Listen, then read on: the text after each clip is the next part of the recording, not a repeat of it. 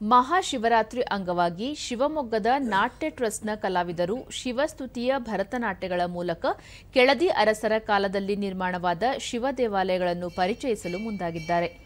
ಇಂದು ಸಂಜೆಯಿಂದ ನಾಳೆ ಮುಂಜಾನೆಯವರೆಗೆ 8 ದೇವಾಲಯಗಳಲ್ಲಿ ಪ್ರದರ್ಶನ ಹಮ್ಮಿಕೊಳ್ಳಲಾಗಿದೆ.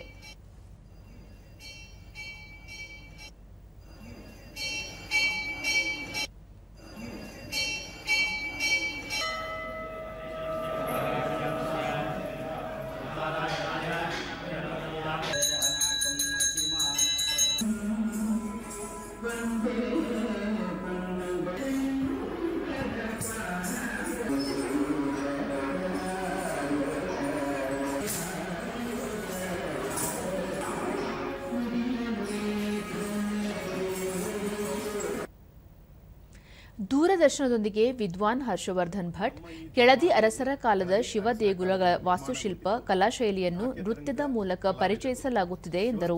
ಭರತನಾಟ್ಯವನ್ನು ದೇವರಿಗೆ ಸೇವೆಯ ರೂಪದಲ್ಲಿ ಸಮರ್ಪಿಸಿದ್ದಾರೆ. ಅನೇಕ ಪ್ರಾಚೀನ ಆಯೋಜಕರಾದ ವಿದ್ವಾನ್ ಜನಾರ್ದನ್ ಶಿವಸ್ತುತಿ ನೃತ್ಯ ಪ್ರಕಾರದ ಮೂಲಕ ನಮ್ಮ ಹೆಮ್ಮೆಯ ವಾಸ್ತುಶಿಲ್ಪದ ಅನಾವರಣವಾಗುತ್ತಿದೆ ಎಂದರು. ಆದ್ದರಿಂದ ಅವನ ಸಾನ್ನಿಧ್ಯದಲ್ಲಿ ಇವತ್ತು ನೃತ್ಯ ಸೇವೆಯನ್ನು ಮಾಡಿ ನಾವು ಪುನೀತರಾಗಬೇಕು ಎಂಬುದಾಗಿ ನಿಶ್ಚಯಿಸಿದ್ದೇವೆ. ಜನರು ದೇವಾಲಯಗಳನ್ನು ನೋಡಬೇಕು, ದೇವರ ದರ್ಶನವನ್ನು ಮಾಡಬೇಕು, ಕಲೆಯನ್ನು ಆಸ್ವಾದಿಸಬೇಕು. ಈ ಎಲ್ಲ ದೃಷ್ಟಿಯನ್ನಿಟ್ಟುಕೊಂಡು ಇವತ್ತು ನಾವು ಶಿವ ಸಂಚಾರ ನೃತ್ಯ ಜಾಗರಣೆಯನ್ನು ರಾತ್ರಿ 6:30ರಿಂದ ಬೆಳಗ್ಗಿನವರೆಗೆ.